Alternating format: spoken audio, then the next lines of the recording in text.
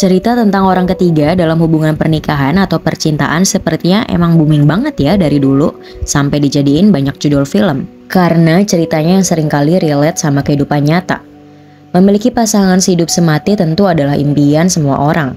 Namun kenyataannya tidak semua orang memiliki kisah cinta yang indah. Layangan Putus, sebuah kisah yang viral di media sosial hingga dijadikan web series pada tahun 2021 ini telah memikat hati banyak penggemar cerita cinta di seluruh Indonesia yang menontonnya. Emosi dari setiap karakter ini berhasil memancing amarah dari para penonton untuk menghujat tokoh Mas Aris dan Lydia. Karakter Kinan sebagai istri yang tersakiti namun cerdas menyusun strategi dalam menghadapi suami manipulatif dan juga pelakor, menjadikannya sebagai karakter yang diidolakannya para wanita dan juga para ibu di luar sana karena telah menjadi sosok wanita yang kuat dan memiliki harga diri yang tinggi. Seperti yang kita tahu, akhir cerita dari series ini adalah Kinan dan Mas Aris yang akhirnya resmi bercerai.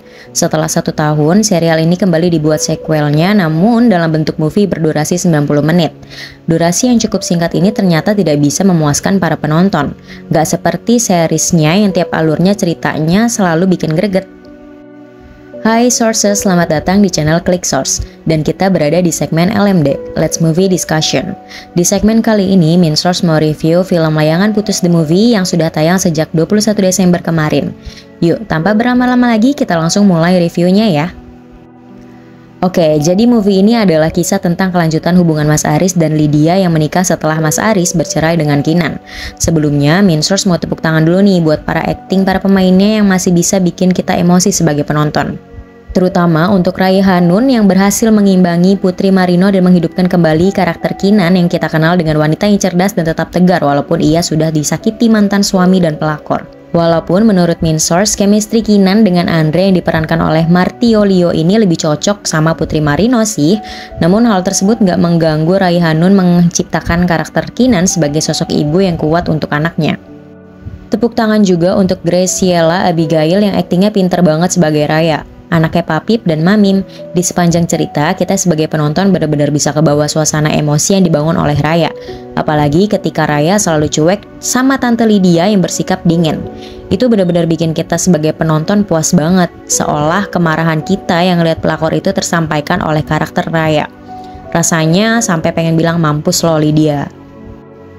Lalu karakter Reza Rahardian sebagai Mas Aris ini tentu saja masih bikin kita sebagai penonton pengen banget ngegampar itu laki, gara-gara sifatnya yang manipulatif dan gak mau ngerasa bersalah. Di movie ini Mas Aris kelihatan banget pelin-pelannya dan suka main cewek, tapi dia gak mau ngaku. Ia menikahi Lydia biar dia gak kehilangan Lydia, tapi di sisi lain dia sebetulnya gak mau kehilangan Kinan juga. Ketika ada konflik sama Lydia, Mas Aris tiba-tiba berbalik ngedeketin Kinan lagi pakai alasan Raya sebagai anaknya. Kelihatan banget sih kalau dia ini tipe laki-laki yang pengen wanita-wanita tunduk padanya dan bisa melayani kemauannya. Duh, semoga kita nggak ketemu Mas Aris di dunia nyata ya. Setelah menikah dengan Mas Aris, Lydia akhirnya merasakan apa yang dulu dirasakan oleh Kinan saat Mas Aris mencapakannya. Namun hal tersebut rupanya nggak bikin dia merasa bersalah sama perbuatannya dahulu. Lydia malah berusaha menyalahkan Kinan yang dianggap mau balas dendam ke dia. Pokoknya kelihatan beda banget deh sama cara Kinan yang kata-katanya lebih tenang dan lebih nusuk saat menghadapi Lydia ketika masih menjadi pelakor mantan suaminya. Belum lagi orang tua Lydia yang ternyata kelihatan kayak ngebolehin aja gitu anak perempuannya nikah sama laki-laki hasil perselingkuhan. Hal ini terlihat dari adegan Kinan yang memarahi Lydia gara-gara Raya hilang saat bersama Lydia di mall. Orang tua Lydia yang saat itu juga lagi di sana berusaha membela Lydia, tapi dengan cara nyalain Kinan yang marah-marah ke Lydia. Macem emak-emak yang gak pengen banget anaknya disalahin gitu.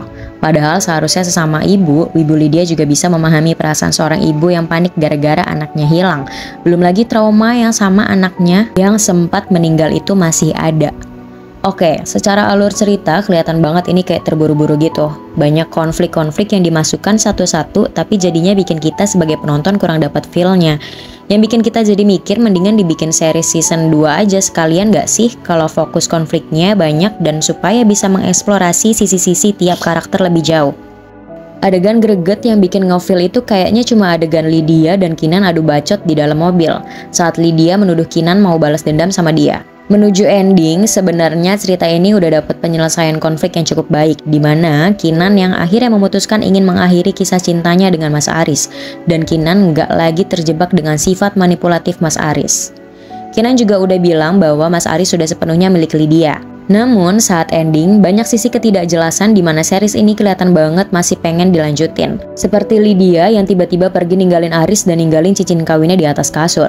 Lalu Mas Aris yang tiba-tiba pergi kayak orang linglung, ditambah cameo Dian Sastro di ending yang ngasih pesan ke penonton seolah-olah cerita layangan putus belum berakhir. Kesannya tuh movie ini dibikin jadi kayak nanggung banget. Menurut Minstars sebenarnya nggak apa-apa sih kalau sequelnya mau dibikin movie. Namun lebih baik ceritanya langsung diakhiri sampai di situ aja dengan ending yang benar-benar jelas arahnya, sehingga kita sebagai penonton nggak perlu penasaran lagi sama arah cerita selanjutnya. Post credit scene di akhir film ini tuh bukannya bikin kita penasaran sampai nunggu ada harapan akan sequel selanjutnya, tapi bikin kita jadi kayak udah nebak kalau ujung-ujungnya si Mas Aris pasti kenalan sama cewek baru dan konflik percintaannya nggak selesai-selesai.